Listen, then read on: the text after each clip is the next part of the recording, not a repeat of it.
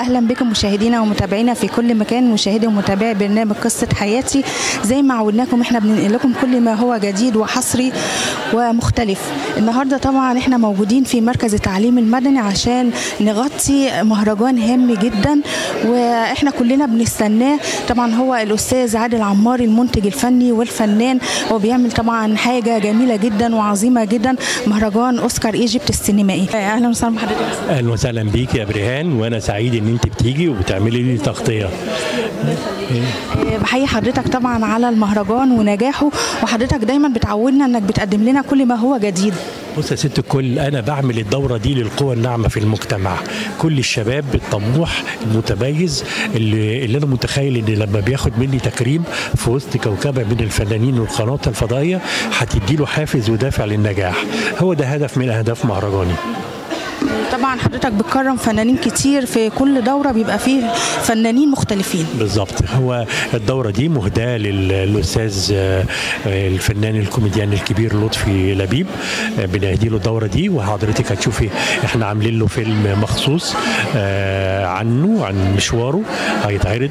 وكمان في مخرج جميل عنده اكاديميه اسمها اليوبليس عامل فيلم برضه هنعرضه له، زائد الفيلم اللي احنا عاملينه مخصوص للمكرمين عندي في المهرجان هيتعرض عليه.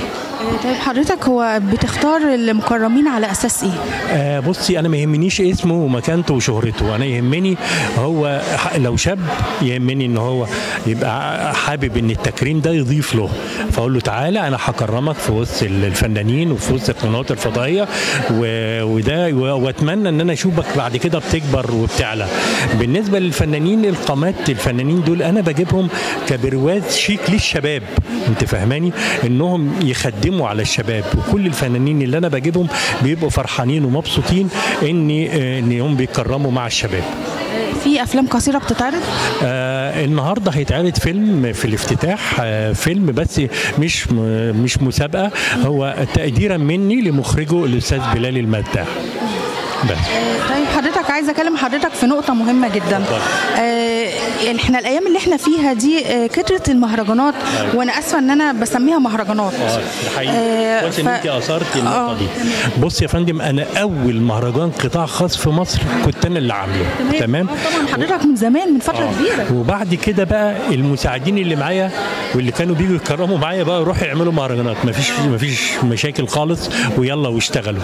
منهم اللي بقى يعمل مهرجان فاشن كل عري، لدرجه ان بقى فقره من فقراته عنده في المهرجان بتاعه يعني لانجري، يعني ماشي. حضرتك طبعا المهرجان بتاع حضرتك مختلف، ان بيبقى شرط اساسي ممنوع العري. بالظبط كده، تمام.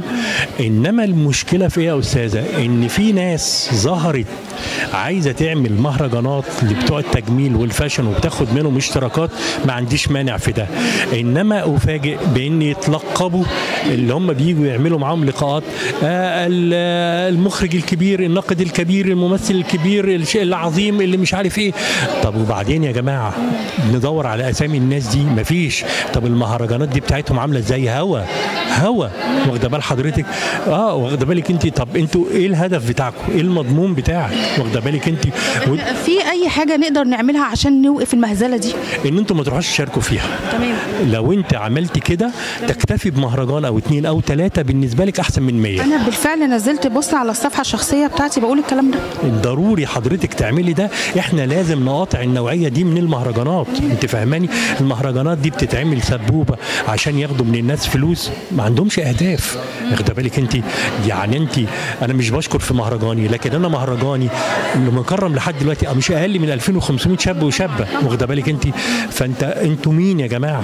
واخده بالك؟ زائد النجوم، انا مش اقل من 300 نجم ونجمه، انا افضل اقعد ساعه اقول لك على اساميهم، انت فاهماني؟ حضرتك المهرجان بتاع حضرتك معروف من سنين السنين، من ساعه ما حضرتك ما بدات فيه، وكل بيشهد له طبعا بالاحترام والرقي، وحاجه بتتعمل على اعلى مستوى. تمام. يبقى احنا ضروري نقاطع هذه النوعيه من المهرجانات حفاظا على شكلنا قدام الدول العربيه، ان بيتعمل عندهم هناك مهرجانات قويه جدا وناس. وبعدين مصيبه اسمها واحد يطلع يقول لك انا دكتور. يا عم انت دكتور منين؟ انت فاهماني؟ عشان دكتوراه بتاع طنط فخريه انت خدت الشهاده؟ بعدين يقول لك انا سفير، وبعدين يقول لك انا الالقاب كترت قوي قوي قوي، يقول لك انا مستشار. ده في واحد يا استاذه بينزل دعوات لنفسه انه مصمم ازياء، تمام؟ ادور له على بيجامه هو صممها، مفيش هتلاقي.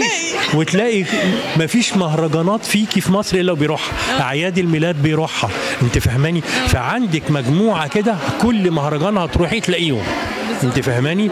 ليه؟ بيعتبروها فسحه. الراجل، انا اسف في اللفظ، اسف جدا، راجل رايح يشقط ست وست رايحه تشقط راجل للاسف الشديد، تمام؟ وبيعتبروها فسحه، انت فاهماني؟ انا مفيش الكلام ده عندي في مهرجاني، انت فاهماني؟ انا اللي بيجي ببقى عارف هو مين ومنبه عليه يلبس ايه ويعمل ايه، ولو لقيت منه غلطه مديره المهرجان انا مسميها الشاويش نجلاء يعقوب، واخده بال حضرتك؟ لما بتلاقي حاجه بتطرد الناس وعملتها بدل المره 4، انت فاهماني؟ دي احسن حاجه، وعشان كده مهرجان حضرتك ناجح بكل المقاييس طبعا. ربنا يخليك يا ست الكل، وانا سعيد بيكي، وارجو ان كلامي ما يزعلكيش خالص. لا والله انا كلام حضرتك تاج على راسي، وانا هعمل بيه. وطبعا انا مش هحضر اي مهرجان الا بشروط معينه، ويكون حاجه على مستوى راقي. انت رايح يا اللي بتعمل المهرجان يا صاحب المهرجان، انت مين؟ واخده بالك انت؟ وتعالى قول لي اهدافك، مين المكرمين عندك؟ بتعمل المكان فين؟ ده انت بتخش بتلاقيه مدخنه، واخده بالك؟ مدخنه، واخده بالك؟ انا شفت مره لقاء بيتعمل جوه القاعه كميه الدخان مغطيه الضيوف، واخده بالك انت؟ وبعدين بيجوا لهم فنانين ويسيبوهم ويمشوا، انت فاهماني؟ يعني انا بيشتكوا لي فنانين كتير جدا، يعني انا مش عاوز اقول اسامي، لكن فنانين كتير بتشتكي لي بتقول احنا بنروح وبنمشي بس.